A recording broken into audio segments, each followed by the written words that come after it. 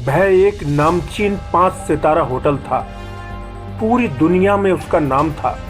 हर कोई उस होटल में रुकने के लिए उत्सुक रहता था। होटल भी बहुत खूबसूरत था।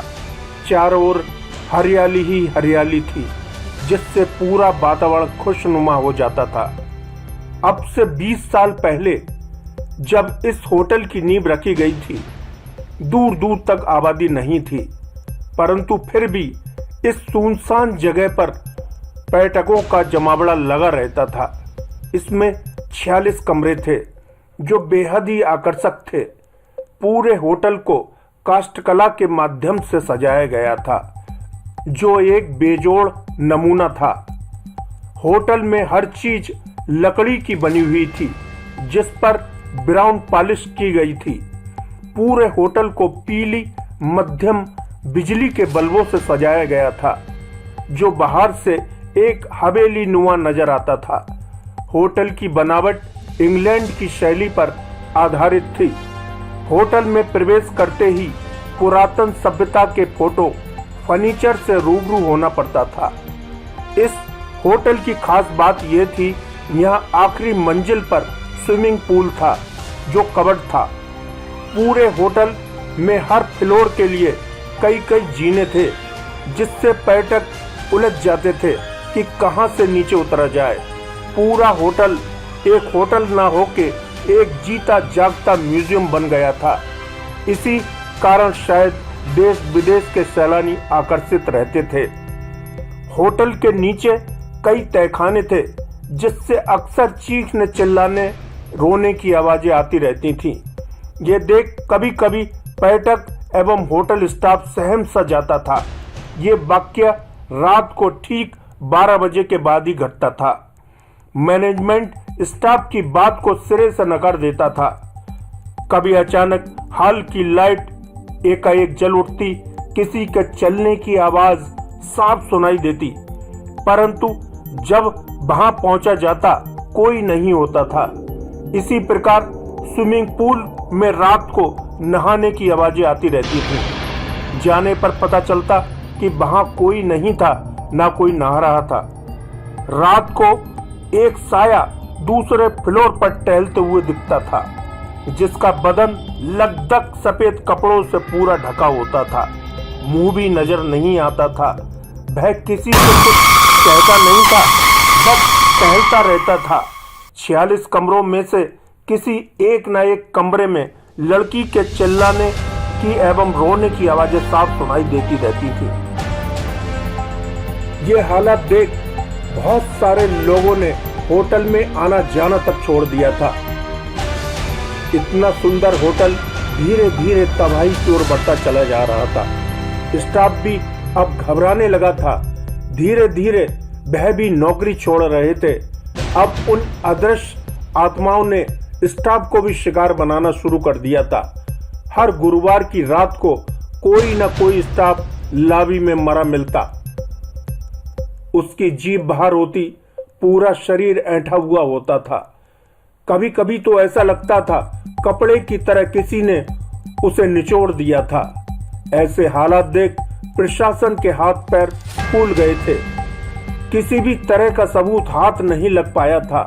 रोज ही लोग मरते जा रहे थे। एक समय ऐसा भी आया, ये खूबसूरत होटल को मजबूरी में प्रशासन को बंद करवाना पड़ा।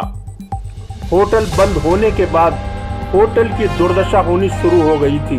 लिपाई पुताई के बगैर ये होटल भूतिया इमारत की तरह नजर आता था। होटल के आसपास घनी घनी झाड़ियां एवं टेढ़े मेढ़े पेड़ उगाए थे, जिससे ये पूरा इलाका तिलस्मी लगने लगा था। डर के कारण राहगीर इसके पास से निकलते हुए कतराते थे। एक बात सोचने वाली जरूर पैदा हो गई थी। जब से इस होटल को प्रशासन ने बंद कराया था, चील कौओं ने उस पर बसेरा बना लिया था। हर समय होटल के ऊपर मंडराते रहते, कलरव करते रहते थे। पहले तो दूर दूर तक चील कौओं का नाम तक नहीं था। कोई न कोई घटना प्रशासन को अचंभित कर रही थी। प्रशासन अपनी पैनी निगाहों से उस पर नजर रखे हुए था। यह एक गतिविधि को गहराई से जांच में लगा हुआ था। 1 वर्ष ही बीता होगा, होटल के पास लाशों का सिलसिला फिर शुरू हो गया था। झाड़ियों में 1-2 लाशें रोज ही मिलने लगी थीं, जिससे पूरे शहर में अफरा तफरी सी मच गई थी। पुलिस लाशों की शिनाख्त कराती, किंतु कोई भी यह नहीं बता पाता था कि वह व्यक्ति आखिर कौन था। इसी प्रकार वक्त बढ़ता चला जा रहा था, किंतु लाश मिलने का सिलसिला खत्म नहीं हो रहा था। आखिर ये लाशें आ कहां से रही थीं? ये एक यक्ष प्रश्न बन गया था।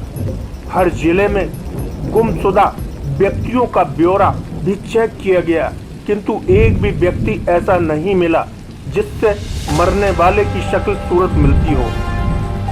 कौन मार रहा था इन्हें? कौन और कहां के लोग थे ये जो मर चुके थे? पुलिस सघन तरीके से कार्य करके अंजाम तक पहुंचना चाहती थी। सारे मुखबिरों को लगाया जा चुका था। हर बात को पूर्ण रूप से गोपनीय रखा जा रहा था। हर व्यक्ति पर नजर रखी जा रही थी, किंतु लाशें फिर भी बराबर मिल रही थीं। पुलिस के लिए ये नाक की बात बन गई थी। प्रशासन बहुत चिंतित था। जो लोग मारे गए थे उनका अपना कोई भी पूछने तक नहीं आ रहा था। क्या माजरा था ये? सिर के ऊपर से पानी की धार निकल गई थी। जनता में आक्रोश फैलता जा रहा था। प्रशासन के लिए अब होटल की दोबारा जांच करना रह गया था।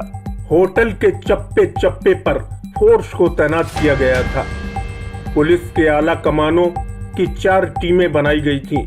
इन टीमों को बंद पड़े होटल की प्रत्येक जगह सर्च करनी थी। सर्च करने का दिन गुरुवार को ही चुना गया था, क्योंकि ज्यादातर वारदातें गुरुवार को ही होती थीं। बिजली की व्यवस्था सुचारू रखने के लिए बड़े बड़े 2 जनरेटर सेट लगाए गए थे।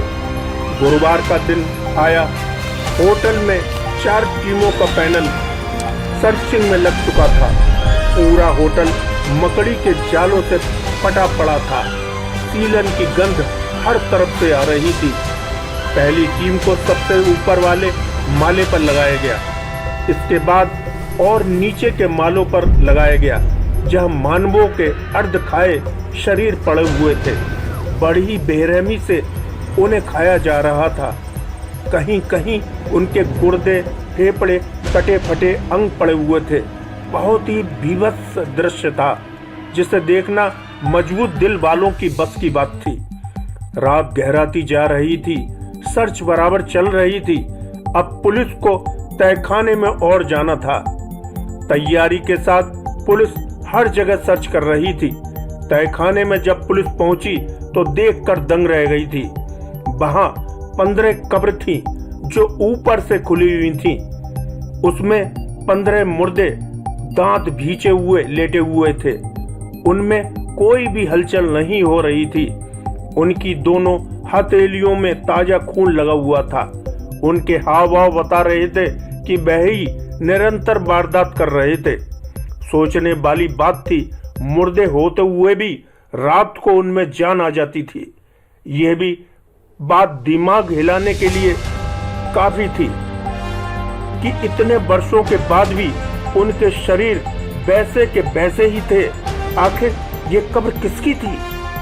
होटल के तहखाने में जाने की इजाजत क्यों नहीं थी? इसका जवाब होटल का मैनेजमेंट तक नहीं दे पाया। बस यही कहता रहा, मरहूम मालिक ने तहखाने को होटल बनने के बाद हमेशा के लिए सील करवा दिया था। किसी को वहां जाने की परमिशन नहीं थी। रात में ही उन 15 कब्रों के मुर्दों को आग के हवाले कर दिया गया था। मुर्दों के राख बनने तक पुलिस वहीं मौजूद रही थी। इसके बाद फिर कभी कोई लाश उस परिसर में नजर नहीं आई। अग्नि एक ऐसा तत्व है जो सबको नष्ट कर सकती है। पूर्व में यदि ऐसा कर दिया गया होता तो इतनी बड़ी जनहानि होती ही नहीं। लाशें आखिर कहां से आती थीं, ये आज तक कोई नहीं जान पाया है।